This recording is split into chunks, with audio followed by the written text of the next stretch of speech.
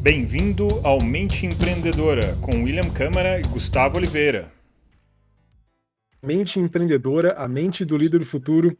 E hoje eu estou aqui com o Rafael Chinoff, da empresa Padrão Enfermagem, coautor do livro O Dever de Cuidar. Vai ser um papo muito interessante. Tudo bem com você, Rafael? Tá tudo ótimo, William. Fantástico. Vou pedir para você se apresentar rapidamente, até para as pessoas te conhecerem, terem uma ideia do que você faz. Tá certo, então. Então, William, né, como tu falou, meu nome é Rafael Chinoff, eu sou gaúcho de Porto Alegre, tenho 52 anos e aos 33 anos eu abri uma empresa. Olha só, naquela época eu abri home office, nem tinha isso na época, só que era o que eu podia fazer. Abri home office no meu quarto e hoje eu tenho uma rede de franquias com 44 unidades no Brasil.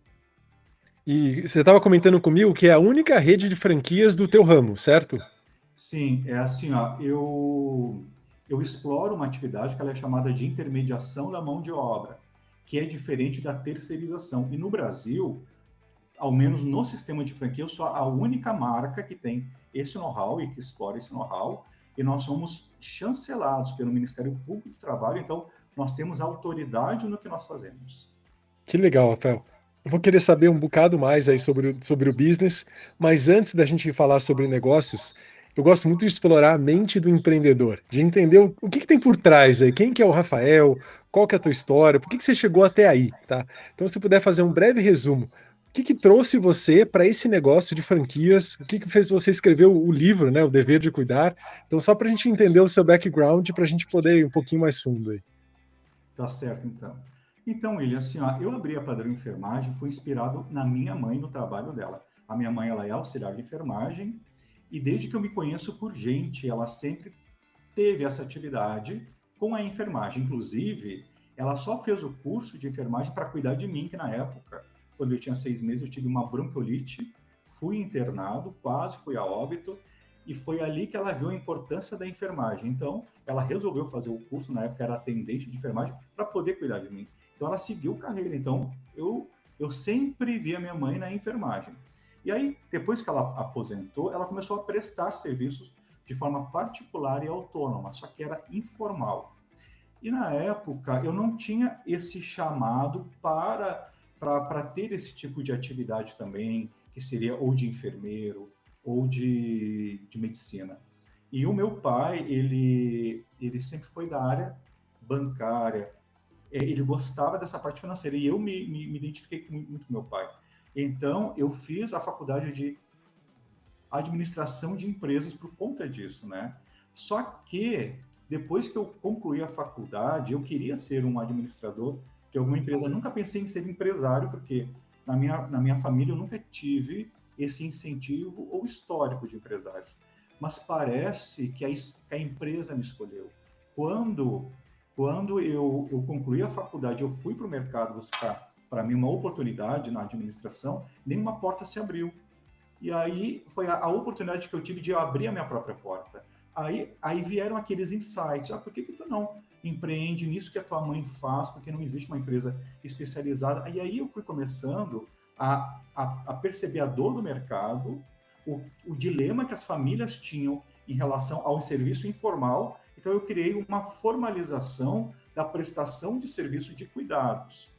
E aí eu comecei home office há 18 anos atrás, e hoje eu sou especialista no que eu faço. Rafael, que legal, você trouxe aqui a jornada do empreendedor, né? Entender uma oportunidade de mercado. Como você falou, você nem tinha um background de empresário, né? Esse tino, você foi desenvolver, como você falou, foi um chamado, né? E de repente você estava ali empreendendo, aprendendo e crescendo, e hoje é dono de uma rede de franquias aí com mais de 40 lojas, né? E coautor de um livro.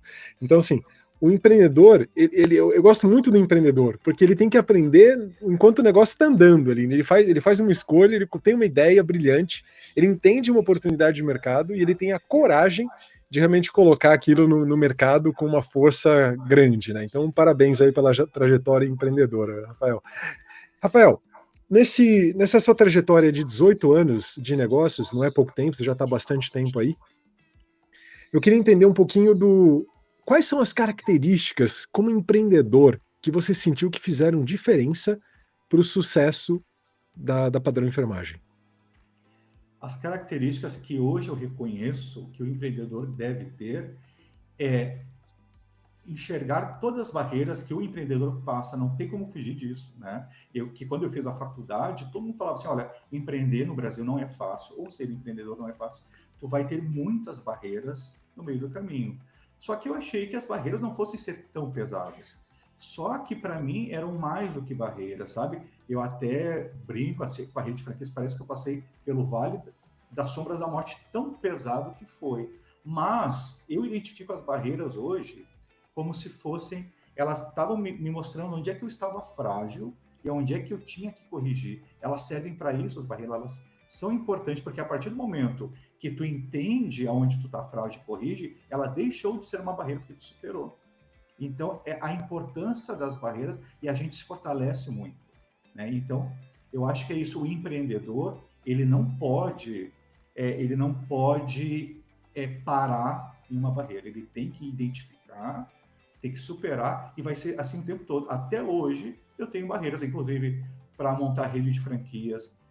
A minha própria família foi uma barreira. Ninguém acreditava em mim. Olha só como é a questão. A minha mãe é auxiliar de enfermagem, minha irmã técnica de enfermagem, o padrasto que eu tenho, ele é da área do comercial, e eu formado em administração. Falei, olha, eu tenho uma equipe em casa. Mas tu acredita que ninguém me apoiou? Ninguém apostou na minha ideia? E aí eu falei assim, bom, então eu vou abrir sozinho. E quando eu comecei a jornada, parece que as pessoas certas começaram a aparecer também. E aí eu vi que a minha família realmente não era a equipe que eu pensava que fosse. Então, a gente cria muitas expectativas. Só que isso é uma coisa do empreendedor. Como a gente se ilude, né? Como a gente cria expectativa e se frustra. Só que a gente tem que redefinir a rota. E eu faço isso o tempo todo. Eu vejo, porque eu sempre vou criar expectativas, porque eu tenho que ter um planejamento, né? Eu tenho que ter um método, uma ação, mas se não der certo, eu vou ajustar para aquele momento, e assim eu faço. Então, eu acho que isso é nato do empreendedor. Você falou três coisas aí que para mim eles definem o empreendedor. Primeiro, você falou da expectativa, né? O empreendedor, ele tem uma capacidade de sonhar, de ver o negócio pronto, e aquilo move ele. Move com paixão o coração. Se não tiver essa esperança, essa expectativa de chegar a algum lugar, não tem empreendedorismo, não existe. Porque a hora que você começa a colocar no lápis todos os obstáculos, você desiste, você não avança. Eu lembro quando eu fiz o business plan, tinha acabado de fazer um MBA e estava pronto para abrir o meu primeiro negócio, né? E aí ia lá registrar a empresa, fiz o plano de negócios, em 5 anos eu vou recuperar meu capital investido. Ops, não será em 5 anos, será em 20 anos, né? E esse negócio não funciona, não vale a pena investir no meu próprio negócio, era muito louco, mas eu não acreditava nisso, eu sabia que eu ia fazer o negócio render em menos de 5 anos, eu tinha certeza, mas a hora que você usa a metodologia que o MBA ensina e coloca no papel, não bate, né? É muito louco. E então, assim, essa esperança, essa expectativa, essa visão de futuro, se o empreendedor não tem, ele não avança com qualquer negócio. E aí o segundo ponto que você colocou foi sobre obstáculos.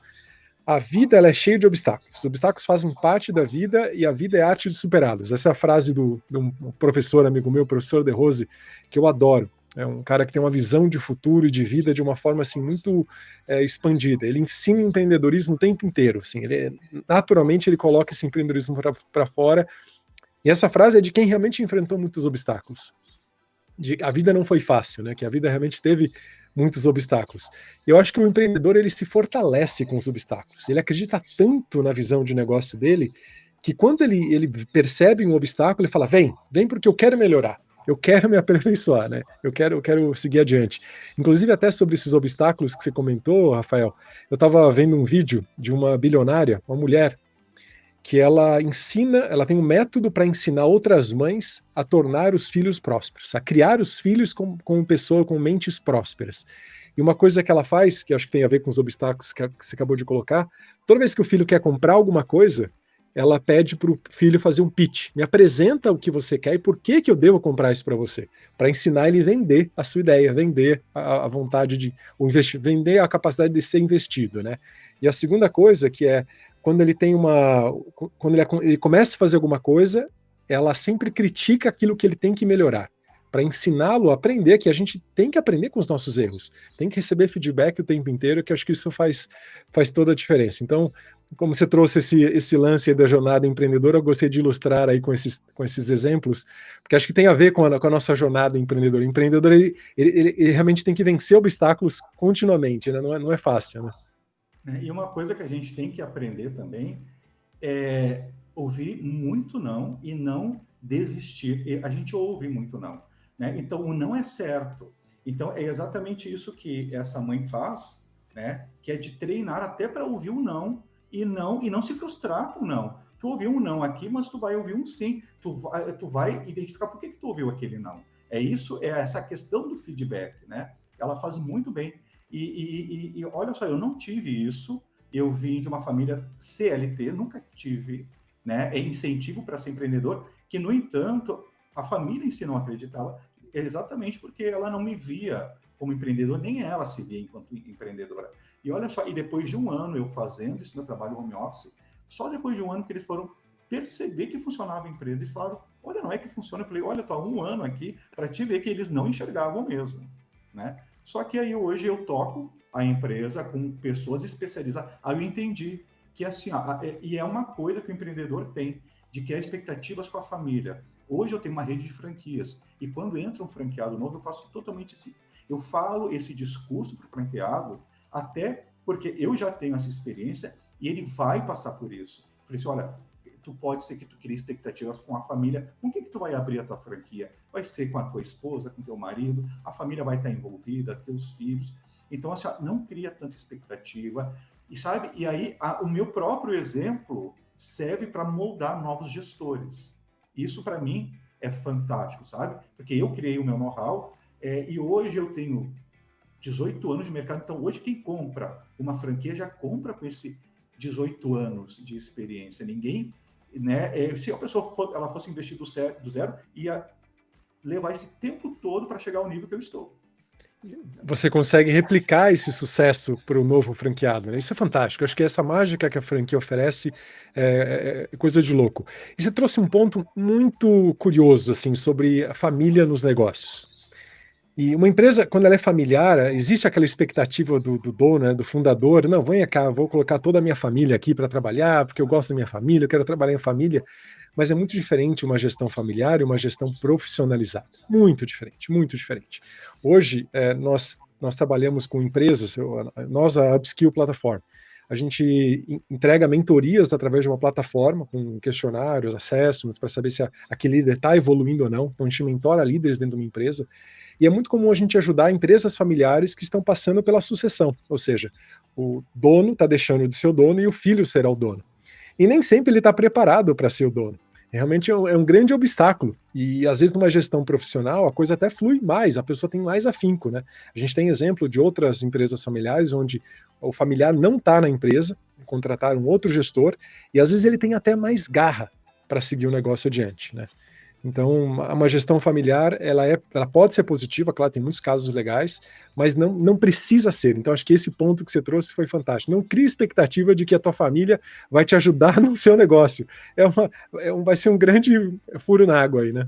É uma coisa que a gente tem que saber avaliar isso e aceitar. Eu tive muita mágoa, olha só, eu tive que superar, eu tive que ressignificar quando a família ela não me apoiou, porque a gente cria expectativa, a família vai apoiar. Eu fiquei com muita mágoa deles, por que não me apoiaram no momento que eu precisava, não tinha dinheiro, tinha que pegar dinheiro emprestado, enfim.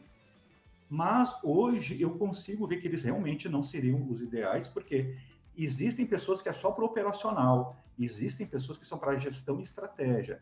E não adianta, eles não tinham essa formação, eu queria forçar neles uma coisa que eles não iam me entregar. Né? E aí eu acredito muito em destino também, em missão. Eu acho assim, que tem essa coisa assim que tu vai, tu tem que continuar o caminho, e isso eu aprendi, tu tem que seguir o processo, que no meio do processo as pessoas vão ser reveladas. Isso é muito interessante. E assim, basta uma pessoa, isso aconteceu comigo depois de um ano, olha só, eu conheci uma pessoa que o cara ele é formado em direito e a especialidade dele é direito do trabalho. E é exatamente o que eu precisava. Tu acredita que surgiu a pessoa correta no momento certo? Perfeita, com a expertise que você precisava, né? tudo. Não, especialista no direito do trabalho. É fantástico isso. Não tem jeito. Quando a gente quer, parece que os caminhos se abrem para a gente para fazer acontecer, né? É a mesma coisa com o meu negócio. Em várias circunstâncias tinha tudo para dar errado e deu certo, porque eu quero muito. E quando a gente quer muito uma coisa, parece que as coisas funcionam, né? Quer ver uma outra questão que eu acho que é bem interessante também? Quando a gente quer fazer uma coisa, a gente dá um jeito. Quando eu abri a minha empresa, eu tava sem emprego, então eu voltei para casa da minha mãe para morar com ela, com meu irmão mais novo e o marido da minha mãe. Então, aí imagina, a casa de mãe é cheio de porta-retrato, de planta, de almofada. Então, ele não é um ambiente de trabalho profissional. Mas era só o que eu tinha, era aquilo dali. E o que eu fiz para montar a empresa em casa? Eu tinha alguns horários certos para fazer toda a parte de recrutamento e seleção, porque como eu faço a intermediação da mão de obra, na época não tinha essa questão online, de fazer entrevista online, tudo era no local, no presencial. E aí eu tinha que marcar horários para eu entrevistar essa mão de obra, eu tinha que arrumar toda a sala, né, que é onde eu fazia as entrevistas, organizar ali para dar um aspecto de um escritório. Então eu tinha que organizar isso com a minha família, porque assim, home office é incrível, mas se tu mora com a tua família, tu atrapalha a rotina da família e ela atrapalha a tua rotina de trabalho. Mas só que era o que eu tinha. E eu falei assim, é o que eu tenho, eu vou ter que dar um jeito nisso, e eu dei um jeito nisso. Era estranho? Era, mas era o que eu podia fazer. Então, eu acho que para tudo tem um jeito. Então, se tu realmente... Eu ouço uma frase que é assim, quando tu quer alguma coisa, tu encontra um jeito. Quando tu não quer, tu encontra desculpas. Eu não buscava desculpa, eu buscava uma forma. Entendeu? Quando você começou a falar, eu lembrei imediatamente dessa frase, porque é muito comum. Não tem a ver com o copo cheio, copo vazio, mas tem pessoas que elas arrumam alguma coisa para que a coisa não dê certo, porque elas não acreditam no coração mesmo que aquilo vai dar certo. Isso muda tudo. Quando você quer que a coisa dê certo, você tem que ter a única opção é dar certo. Você não pode ter uma segunda opção. E aí a coisa funciona, porque você arruma um jeito de dar certo. E quem não quer vai arrumar realmente um jeito de não dar certo, arrumar uma desculpa para não fazer o que tem que ser feito ali. Sabe que eu penei por um ano, né, sabe que eu falei acho que umas 3 vezes dentro do home office, por quê? Porque eu não tinha dinheiro, então eu tinha que ter cliente para eu poder pagar a conta, então eu tinha que equilibrar. Tinha algumas contas que eu tinha que atrasar, outras eu tinha que esperar até entrar um cliente. Mas isso é muito importante, o empresário equilibrar a conta, porque o início para qualquer empresa, mesmo que seja numa rede de franquias, né, tu começa com o know-how pronto, mas tu construir a tua carteira de clientes, tua carteira de profissionais, leva exatamente um ano e meio. Não se cria uma expectativa que vai já... E isso é uma coisa que eu vejo muito no empreendedorismo. Muita gente sai do CLT querendo já o resultado no mês seguinte, como se fosse um salário. E não, a pessoa... Eu trabalho muito com quem quer entrar para a rede de franquias. Eu falo assim, olha, se vocês não tiverem um fôlego emocional e financeiro para suportar pelo menos o primeiro ano, né, de gestão, tu compensar a construir o teu faturamento, porque faturamento e lucro líquido são coisas diferentes. Tu pode ter um faturamento e uma despesa muito maior que o teu faturamento vai estar no prejuízo. Então, muitos não entendem isso. Então, até aí eu começo a explicar. Então, eu formo também, além de ser um franqueado, mas um gestor. Né? Ele tem que entender o que é gestão. Olha, eu vou querer conversar bastante ainda, Rafael, com você sobre liderança, que para mim é um dos tópicos que está mais quente assim na discussão. A minha empresa ela desenvolve líderes, então é um assunto que eu adoro falar. Mas ainda quero saber um pouquinho mais de você. Qual foi o teu maior acerto nessa jornada empreendedora de 18 anos, Rafael? O meu maior acerto, eu acho que foi abrir a minha porta, sabe? Porque assim, se a gente ficar esperando que o mercado te dê uma oportunidade, que alguém te dê uma oportunidade, sabe? E eu criei a minha própria oportunidade. Acho que foi o maior acerto que eu fiz, porque quando eu formei, não era para eu ser empresário, era para ser administrador de alguma empresa. E nenhuma empresa abriu a porta para mim. E tu sabe que eu ia muito atrás de emprego CLT. A minha mãe até falava assim, Rafael, não, vai em busca de um emprego, que essa tua empresa não vai dar certo. Só que tem um processo. Eu falava assim, mãe, eu não posso arrumar emprego, porque em que momento que eu vou tocar? Ou é uma coisa, não dá para conciliar. Isso é um grande erro. As pessoas querem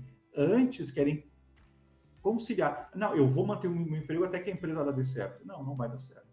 né? Então, acho que o meu maior acerto foi esse, abrir a minha porta e me focar na empresa, e entender o processo, e essa, sabe, o processo de começar a ter o faturamento, atingir ponto de equilíbrio e a começar a ter o lucro.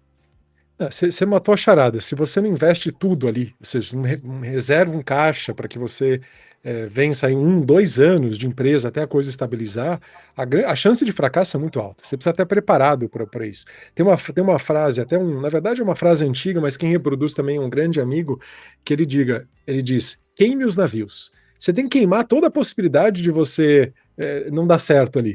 Porque aí você não tem jeito. É uma história de alguma guerra, não lembro agora qual, que o comandante chegou ali na ilha para fazer a guerra e, na hora que todo mundo desembarcou, ele botou fogo em todos os navios, para ninguém pensar na possibilidade de voltar. Ele só tinha um jeito, ou ganhar a guerra ou morrer. Então eles ganharam a guerra, porque eles não tinham como voltar naqueles navios, não tinha navio para eles voltar. Eles iam ter que conseguir outros navios ali para voltar. Então a gente, quando quer, realmente tem que fazer acontecer, tem que realmente tirar qualquer possibilidade. Já faz alguns anos que eu empreendo, hoje já fazem 14 anos que eu empreendo esse mesmo negócio. Em muitos momentos, assim, a gente já teve muitos lucros, muitos momentos próximos, mas teve momentos que a coisa não estava tão boa, principalmente na pandemia, as coisas mudaram bastante. E eu recebi ofertas para receber, assim, salário, se eu fosse contratado com o meu cargo, com a minha experiência de liderança, um valor, assim, que eu quase o dobro do que eu estava faturando naquela época. Mas aquilo não me seduz, porque não faz mais sentido eu trabalhar para alguém se eu tenho realmente uma expertise, um negócio, eu gosto de trabalhar para mim. É outra coisa, né? É outro tipo de trabalho. Não, é como você falou, não tem como voltar atrás, né? Não, é exatamente isso que tu falou, exatamente aquilo que eu sinto, ou seja, a gente aprende a gostar do nosso resultado. Hoje, eu gosto de dar resultado para mim mesmo e não para uma outra empresa, sabe? Porque, claro, quem tem CLT tem uma certa segurança e não tem tanta responsabilidade quanto um gestor, não corre tanto risco. Sim. Só que o prazer da gente se esforçar, né? A gente se esforça bastante e a gente tem um resultado tão grande, uma satisfação tão grande. Acho que é isso que tu está falando, né? Essa conquista, ela é fora de série. Nada bate isso. Não faz mais sentido um salário, né? Você ganhar alguma coisa todo mês ali. E nem só de coisas boas vive empreendedor, Rafael. Qual foi o teu maior erro nessa jornada empreendedora? O meu maior erro nessa jornada empreendedora foi ter sócios, olha só, vamos falar um pouquinho de sociedade, né? Foi ter sócios que não tinham o perfil para ser sócio. Isso me causou muito problema. Eu tinha que ter avaliado melhor meu sócio, por quê? Porque o sócio, hoje eu tenho uma sócia fantástica, porque sócio não é no papel, sócio é na prática, né? É uma coisa de parceria. O sócio é aquele que tem a parceria contigo, faz juntos e não tem medo de arriscar, de perder e reconstruir. Os meus sócios que eu tive antes, foi tudo assim, eu tinha já uma confiança, mas não é uma questão de confiança, é uma questão de perfil. E a confiança em si, na prática, não mostrou que ele tinha o perfil para aquilo que a empresa precisava. Eu acho que isso... E eu sofri com sociedade, mas agora E tu sabe que essa minha sócia atualmente, ela veio da rede de franquias, né? Ela já tinha 10 anos de franqueada, ela sempre foi sucesso na franquia, e eu falei assim, olha, se eu tiver um sócio hoje, tem que ser alguém pronto, e tem que ser alguém que entende, tem a mesma afinidade que eu tenho, os mesmos propósitos. Aí eu a convidei, o nome dela é Roberta, tu acredita que ela aceitou na hora? É a missão de vida dela também. A sociedade de um negócio tem que ser com pessoas que estão aptas para o negócio, né? Até a gente estava comentando um pouquinho sobre empresas familiares, você ter pais que já foram empresários facilita muito, porque você já tem um exemplo dessa possibilidade, né? Não faz sentido. É raro você ver um empresário onde os pais são funcionários públicos. É raro, mas existe, tá? Existe. E quando você vai arrumar alguém para sócio, tem que ser alguém que vai contribuir com o mesmo nível de experiência, que não vai chegar com mentalidade que vai atrapalhar os teus sonhos, que vai tirar a tua esperança, né, a tua visão de longo prazo. Tem que ser alguém para construir visão. Acho que esse é o grande lance da sociedade. Eu acho que você achou a pessoa para juntar, somar forças, né? E não o contrário, diminuir, né? Tem sócio que vai subtraindo a sua energia, né? A sua Vai vontade. Aí não subtraindo. adianta. Foi exatamente isso que aconteceu. Aí não adianta. Um tem que apoiar o outro e acreditar na visão, né? E pior é que a empresa sofre, tudo reflete na empresa, no faturamento da empresa, né, na expansão dos negócios. Aí, e depois que a gente identifica que tem um problema, e para resolver isso depois, então é complicado. Mas eu consigo resolver, a gente tem que resolver, né? Mais um aprendizado para a lista, né, Rafael? Mais um aprendizado. E eu falo isso para todos os franqueados também. Eu falo assim, olha, a gestão da tua empresa ou o sucesso da tua empresa vai estar muito ligado à sociedade também. Observa bem quem é que vai ser teu sócio. Eu já levo esse conhecimento. Eu falo tudo para os franqueados, de tudo que eu passei. Eu acho muito bacana, porque assim, ó, eu passei tanto perrengue que se o franqueado ele vem reclamar de alguma coisa, eu falo assim, olha, só vem reclamar se o teu perrengue foi maior do que eu já passei e te contei. Aí tu pode reclamar para mim. Tem uma frase que eu gosto muito que é: deixa as regras claras logo no início, sabe? Já abre o jogo de cara, porque depois não vai ter nada errado. A gente já se entendeu, a gente já deixou claro aquela mensagem, né? Pô, eu avisei sobre isso, arruma um sócio X. Melhor que você não tenha sócio se for para arrumar um sócio errado, né? Aí você não funciona. É exatamente isso. Então, é isso que assim, eu tenho aprendido muito com o sistema de franquias. Também não é fácil. Porque, assim, ó, ter um franqueado, ele é um investidor, ele está apostando em ti também, está apostando na tua marca. Eu conheço as dores, as expectativas, e eu sei de tudo o que o franqueado ele pode, porque a maioria vem da CLT, até porque o meu sistema de franquias é uma micro franquia, então ele tem valor de micro franquia. Então é muito fácil um CLT entrar. Só que o problema todo é ele entender a responsabilidade dele no negócio, porque muitas vezes ele não consegue perceber, ele não consegue ter aquela autorresponsabilidade. Porque assim, ó, quando ele está indo bem, o mérito é dele. Quando ele está indo mal, A culpa é sua, né? Não, vai ser sempre, todo resultado, eu falo para o franqueado, seja bom ou ruim, tem a ver com a tua gestão. O meu papel aqui te ensinar, te moldar, te preparar para que tu aplique todos esses recursos e ferramentas. É tu que vai buscar o teu resultado. Como você falou que é uma micro franquia, geralmente essas franquias elas têm outros líderes dentro da empresa ou é só o dono mesmo da franquia? Se tem outros líderes, não. É só Não, só o dono e o os pessoal franqueadores. No os caso, temos a franqueadores. Roberta hoje. Tá, Aí entendi. eu trouxe a Roberta, porque a Roberta, eu a convidei, não porque ela sempre foi referência para a rede. Então, ela está fazendo hoje a parte do relacionamento. Porque os franqueados, eles têm um pé atrás com o franqueador, né? Que acha, ele só quer vender franquia. Não, aqui tem uma pessoa de sucesso que está ao meu lado. Então, se espelhem nela também. Isso ajuda, hein? Isso foi estratégico também. Na minha visão, você é o líder de uma grande empresa que tem micro franquias, cada um tem a sua unidade de negócio, né, e paga por isso. Ele tem responsabilidade pelo seu negócio, mas você é aquele cara que está sempre semeando ideias, diretrizes, até a própria visão da empresa como um todo, né? Então você tem uma visão, tem que ter uma visão de líder, né? De uma visão de desenvolver os outros franqueados de alguma forma, né? E habilitar competências nele, né? Eu passo para o franqueado que assim, quando ele entra para a nossa rede de franquias, eu falo para ele assim, não é só a Padrão Enfermagem para qualquer rede de franquias. Se tu for aprovado numa rede, tu tem que saber que tu tem que seguir regras e que a franqueadora tem que defender a marca, porque tem que defender a rede. Então, assim, então por isso que eu deixo tudo muito claro para que esse franqueado ele saiba da responsabilidade dele e que a franqueadora vai avaliar ele também. Porque tem muitos que entram para a rede, claro que hoje isso não acontece, mas eles vinham com a ideia de que eles são investidores, então nós é que temos que fazer por ele. Não, fulano. Você está entrando numa rede e você tem que seguir todas as regras da franqueadora, independente da marca. Então, eu tenho que avaliar o perfil, se ele tem para ser franqueado ou não. Né? E também para se ele pode ser empresário ou não. Então, são duas avaliações que eu tenho que fazer. Falando nisso, Rafael, me interessei porque você me parece com uma visão de líder, como se você estivesse ajudando esses outros microempresários a se desenvolverem, né? Quais são os fatores que você considera, ou que você avalia, ou que você treina essas pessoas, esses franqueados, para que eles tenham sucesso? O que você considera fator de sucesso num gestor desse negócio?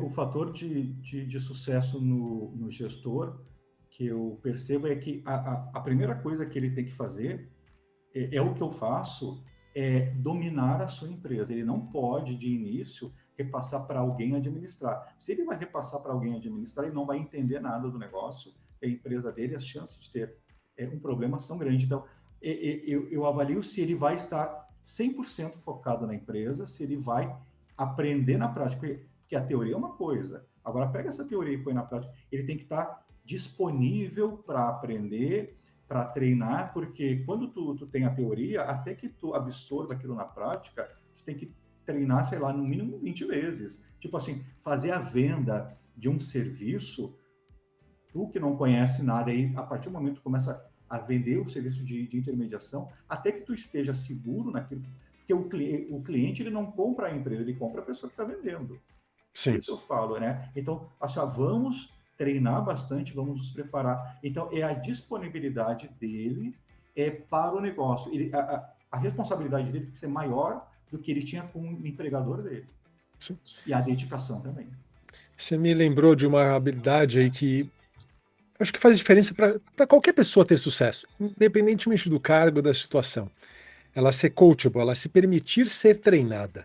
Isso não é uma qualidade incomum, mas você tem que saber desenvolver essa qualidade no outro, dele querer ser treinado por você, né? De conseguir fazer com que ele aprenda o formato certo de fazer a venda, de fazer a intermediação, o que quer que seja necessário tecnicamente, mas também habilidades humanas. Com certeza você deve ter algumas soft skills que são necessárias aí para que ele possa aplicar o trabalho dele com sucesso, né? Interessante essa visão aí. Bom, Rafael, quero saber agora um pouco do negócio. Vamos falar um pouquinho aí sobre o negócio ou até sobre o livro, porque eu acho que eu fiquei interessado. Eu estou acabando a edição aqui de 2 livros, então eu estou descabelado aqui para finalizar aí, para poder lançar também 2 livros que a gente está lançando. São 6 livros de uma série chamada A Mente do Líder do Futuro, mas 2 vão sair agora, no próximo mês também. E como chama o seu livro e do que ele trata, o seu livro, Rafael?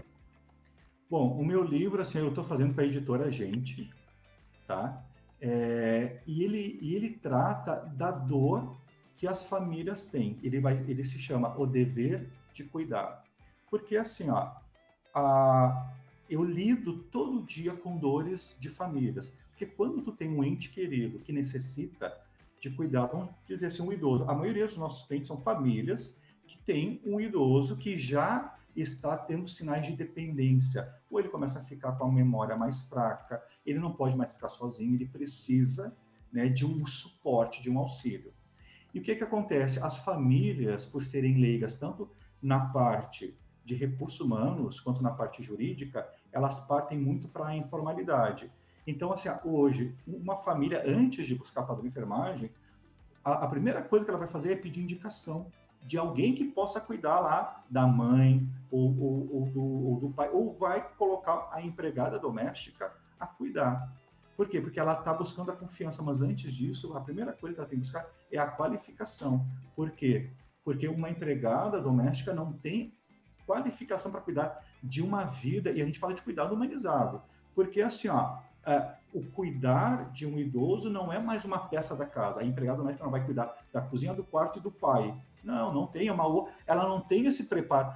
O curso de cuidador de idosos ele é muito fantástico, porque ele lida com todos os aspectos emocionais, sociais, físicos, psicológicos. Então, é um preparo tão grande que se tem, e a família é leiga. Então, claro, porque ela está com uma dor real ali, ela precisa resolver, porque eles não têm tempo de cuidar. O cuidar de um idoso, ainda mais com Alzheimer, é muito pesado, requer atenção constante. Então, aí eu criei a empresa exatamente para resolver essa dor da família. Então, o que eu faço? Eu faço exatamente um recursos humanos específico para a área de mão de obra de cuidados. Então, antes de começar um serviço com a família, a gente faz toda uma avaliação para saber que tipo de cuidado que aquele idoso precisa, para saber o tipo de mão de obra correta. Por quê? Técnico de enfermagem, ele tem as atribuições específicas, o enfermeiro tem outras, o cuidador é só para cuidados básicos, a família não sabe disso.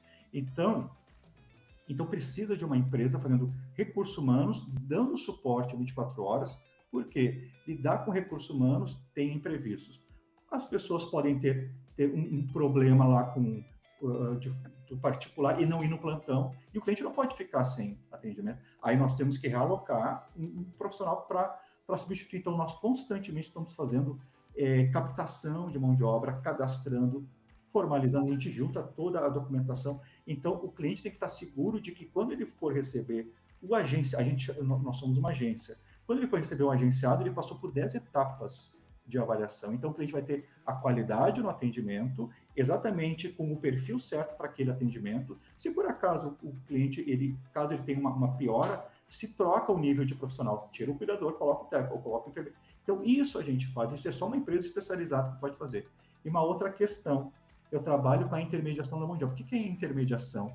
É a formalização do prestador de serviço. O cliente não quer um funcionário com custos de CLT. Então, a intermediação permite ele ter um prestador de serviço com custo de prestador de serviço.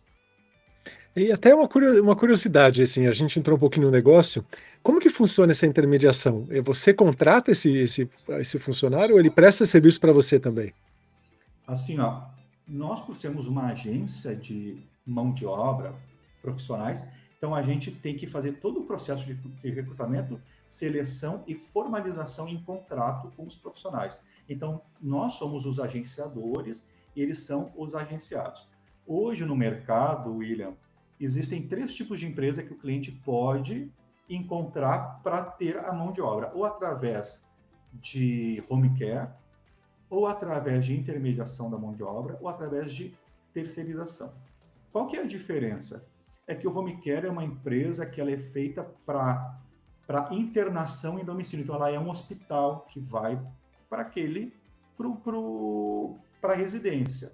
Só que o home care é só pelo plano de saúde. Então, o cliente não encontra o home care de forma particular.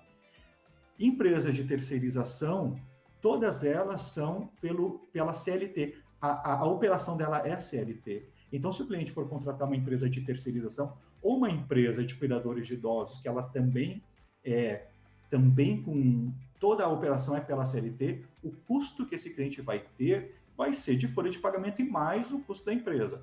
No nosso caso, não. No nosso caso, por sermos intermediação, ele vai ter o mesmo tipo de mão de obra, só que pelo custo de um prestador de serviço, como se fosse um diarista. Então, não entra encargo sobre folha de pagamento, desde que o cliente mantenha a intermediação para quebrar aqueles elementos do vínculo. Então, aí é uma questão jurídica, né? Então, a gente, tu sabe que a minha empresa, só para te comentar, a minha marca já sofreu inquérito civil com o Ministério Público do Trabalho, fiscalização do Ministério do Trabalho, já tivemos processos à Justiça do Trabalho, e o legal é que só veio a fortalecer e a chancelar a nossa empresa como uma empresa regular. Então, qualquer cliente que nos contrata, já contrata com respaldo jurídico. Isso é interessante. Você tinha comentado, esse processo de intermediação, ele é comum? Existem várias empresas que fazem isso ou é uma coisa que você criou? Não, na verdade, assim, ela é uma atividade legal, mas as empresas não sabem explorar. Eu tenho, às vezes, um problema de vender a intermediação, porque o cliente confunde com a terceirização. Tá, mas qual é o vínculo que eles têm com vocês? Tem vínculo, todos têm vínculo com contrato de agenciamento. Inclusive, esse contrato foi avaliado em inquérito civil e aprovado, né? Então, todos têm que ter vínculo. Não existe uma relação sem vínculo nenhum. E o pior é que tem muitas famílias que, por falta de informação, elas pegam alguma indicação, não formalizam nada, achando que só o não formalizar isso já protege. E não, a falta de formalização dá a entender que é funcionário ou que é empregado. Então, e aí a gente orienta. Então, a gente faz toda uma consulta. A gente não faz uma venda rápida. A gente faz uma consultoria antes de... O cliente tem que entender as vantagens. É um processo que torna o trabalho legal, né? Ou seja, todo mundo fica protegido, né? A venda que a gente faz é uma venda consultiva. Sempre que o cliente nos liga, a gente tem que fazer todo o processo de avaliação, a gente tem que entender qual é a dor que tem aquela família. Por quê? Porque assim, enquanto um home care só vai atender o paciente lá, o que precisa de procedimentos, materiais, equipamentos, salário de hospitalar, a gente fica envolvido também com a família, porque a gente sabe que a família é um aspecto importante. Quando a gente encaminha um agenciado, existe a adaptação da própria família em receber aquele agenciado. Não é só para o paciente, é para a família. Eu tive casos já de senhoras que pediram para trocar o técnico de enfermagem que cuidava do marido, porque ela não ficava à vontade em casa à noite, porque tinha um homem lá. A gente teve que adaptar o serviço por conta dessa senhora, entendeu? Sim, essa personalização ela é importante, ainda mais para quem está prestando serviço, né, Ricardo? Isso eu estou bem treinado. Eu achei interessante essa formalização, depois eu vou até querer bater um papo com você, porque eu tenho um negócio parecido que eu posso talvez usar. Isso é específico para o teu ramo ou ele serve para essa intermediação? Ela é específica para o teu ramo ou ela serve para qualquer tipo de prestação de serviços? É para qualquer, é que assim, ó, o meu Kenai que eu tenho hoje, ele é um Kenai que ele serve para agenciar qualquer mão de obra, só que eu escolhi nichar o mercado. Eu não posso fazer de qualquer coisa. Então, porque como eu montei o nome da Padrão Enfermagem, na época, William, eu abri a Padrão Enfermagem porque não havia a figura do cuidador de idosos. Lá em 2006, na época que eu abri, só tinha técnico de enfermagem. E a minha mãe queria que eu fosse um enfermeiro, olha só. Minha mãe falava assim, Rafael, eu queria tanto que tu fizesse uma faculdade de enfermagem e que tu fosse um enfermeiro padrão. Aí eu falei assim, não, mãe, não está em mim essa coisa de cuidados, eu gosto da administração e tal. Só que quando eu observei o nicho de mercado, eu falei assim, eu vou abrir a empresa em homenagem à minha mãe, chamada de Padrão Enfermagem. Eu não sou enfermeiro padrão, mas eu sou o gestor da Padrão Enfermagem, né? E foi exatamente assim que eu montei a empresa. Eu ia até te perguntar do nome, mas você já deu a resposta, já entendi tudo. Que legal, que grande homenagem aí. O cuidado dos idosos muitas vezes não é um assunto que as famílias gostam de falar, mas é uma necessidade, precisa, né? E ter alguém que pode profissionalizar essa entrega desse serviço é fantástico. Então, tanto para contratar vocês, como é que um cliente funciona? Ele tem um site que engloba todas as franquias ou existe um site para cada franquia? Não, existe o nosso site oficial, que é padrãoenfermagembrasil.com.br. Lá o cliente vai escolher a unidade mais próxima e vai ter um formulário que ele já manda o formulário, a unidade recebe e já faz contato com ele até para poder certificar aquela avaliação. Porque assim, o formulário, porque nós temos uma responsabilidade civil, nós não podemos indicar um agenciado que não tem a ver com aquele quadro clínico. Imagina se a gente encaminha um cuidador de idosos que não pode passar uma sonda, que isso só compete ao enfermeiro e ele passa uma sonda. Eu vou responder por isso, entendeu? Então, há um cuidado muito grande em relação a isso. Legal, interessante aí. E para ser franqueado, no mesmo site também, Rafael? É no mesmo site, lá vai ter, tem assim, seja um franqueado ou escolha uma unidade. Então, se for cliente, ele vai escolher a unidade para o serviço. Se quiser ser um franqueado, clica lá na aba. Que legal, parabéns aí pelo negócio que tá crescendo, então isso é importante as pessoas conhecerem. Eu não conhecia esse tipo de serviço e isso, caso eu venha precisar, agora eu já sei onde procurar, então foi bom te conhecer por esse assunto. E, Rafael, a gente está chegando aqui agora no final, eu queria que você desse pela tua experiência, pelos obstáculos que você venceu aí como empreendedor, como franqueador, o que você deixa de, não um conselho, mas assim, algo que poderia inspirar um empreendedor que está lá na jornada empreendedora, ou um líder que está treinando outros para fazer o seu trabalho. Que conselho que você sente seria importante para quem está ouvindo a gente, para os nossos ouvintes, para conseguirem continuar adiante? Sabe uma coisa que eu falo para todos os franqueados é o seguinte, a partir do momento que tu escolheu seguir um caminho, saiba que tudo que acontecer em volta é exatamente porque tu escolheu isso. Ou seja, em que sentido? Eu escolhi ser empresário. Então, a partir do momento que eu escolhi ser empresário, eu vou ter um monte de problema para resolver. Empresário sem problema não é empresário, que nem um médico. Se eu escolher ser médico, eu vou ter um monte de doente. Eu escolhi para isso. Então, o ser empresário é saber que tu vai resolver, tu vai ter que lidar com um leão, né, por dia, tem que matar um leão por dia. Às vezes, junto vem uma girafa, às vezes é um zoológico. Então, tem, assim, o empresário tem que ter em mente isso. Eu escolhi ser empresário, eu vou ter um monte de pepino para descascar, para comer, sei lá. Mas, assim, e vale a pena. Eu sou muito grato por nenhuma porta ter se aberto para mim. E hoje eu percebo assim, eu tive que abrir minha porta. Então, o empresário, assim, ele vai ter todos os recursos que ele quiser. Ele tem que ser muito criativo para driblar isso. Eu gostei do que você trouxe sobre... Eu tive que abrir as minhas portas. E às vezes a gente espera que alguém vai abrir a porta para a gente, ou que a gente vai conhecer alguém que vai abrir portas. Isso é um acaso, né? Você, como empreendedor, como líder, você tem que abrir as suas portas e fazer acontecer, né? E saber, e ter isso em mente. Se você já começa sabendo, seja como empresário, como um líder, alguém que está gerindo pessoas, se você já começa sabendo que você vai ter desafios, e você tem que. Se você não curtir, extrair prazer desses desafios, desses obstáculos, cara, esquece, você já começou errado. Começa com esse mindset que vai fazer toda a diferença. Ficou muito guardado na minha cabeça. Abra a sua porta, Rafael. E uma coisa assim que a gente aprende é a não se constranger. Eu tinha muito constrangimento em vender. Aí eu pensei assim, ou eu tenho, ou eu fico em casa com a vergonha que eu tenho, ou eu vou ganhar dinheiro, porque são duas coisas que são incompatíveis, né? Então assim, e eu comecei a ter muita cara de pau. Hoje eu faço muito networking, eu converso, eu vendo, eu vejo um idoso na rua, já quero ver se precisa de atendimento. Então eu estou muito no automático, né? A gente se molda. E o bom é isso, o empresário que se molda. Então quem for entrar no mundo empresarial, ele vai se moldar, ele vai entender o processo. Você trouxe aí sobre vender, né? Eu dou mentorias para empreendedores, executivos já há bastante tempo.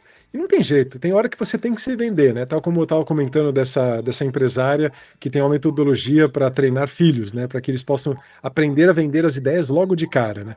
Mas tem uma coisa que eu digo muito para os mentorados, quando você tem que vender algo, né? Deixe de ser egoísta. Se você abrir a tua empresa, o teu negócio, você tem uma ideia fantástica, você tem algo para oferecer.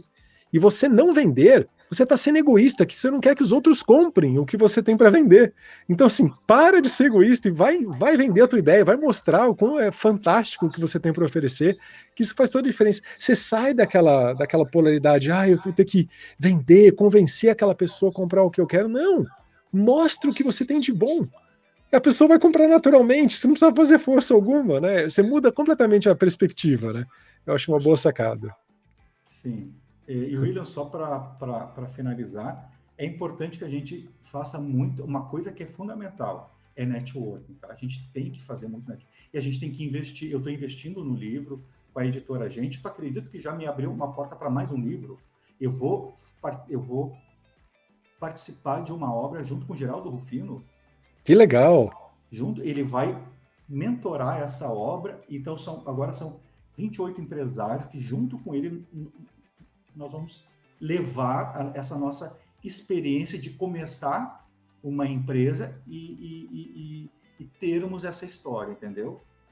Que vai ser a jornada do empreendedor junto com o Geraldo Rufino.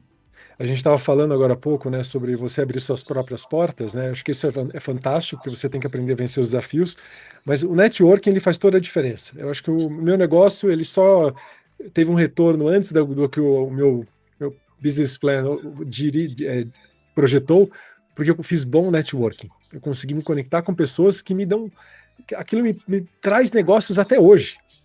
Contatos que eu fiz há mais de 10 anos atrás, e estão ali ainda ricos, trazendo pessoas interessantes para a minha rede, abrindo portas, e como essa que você comentou aí do seu livro. Então, assim, esse investimento ele é importante. Isso que a gente está fazendo aqui agora. A gente não se conhecia, está aqui sentado há uma hora, eu estou em pé, vai, mas a gente está uma hora conversando e batendo um papo e trocando, eu entendendo um pouquinho sobre o seu negócio, eu comentando um pouquinho sobre o meu negócio, e a gente eventualmente pode sair um contato daqui, pode ser alguma coisa daqui. Claro. Por exemplo, há muito tempo atrás, eu conheci uma pessoa que depois veio escrever um livro, uma pessoa fantástica na área, onde ela é uma médica que prepara as pessoas que estão com doenças terminais, que não tem jeito. A pessoa ela precisa de cuidados, mas ela tá ali já arrumando um cantinho para ela ficar para sempre, ficar por um tempo, né? Porque ela ninguém dura para sempre, cara. Então já estou pensando em conectar você com ela, porque de alguma forma aqui pode sair alguma coisa interessante. Ou seja, a gente está aqui fazendo networking, né? Não, eu conheço, eu não sei se é a pessoa que está falando, mas eu acho que o nome dela é Ana Cláudia. Isso, Arantes. Hã? Arantes.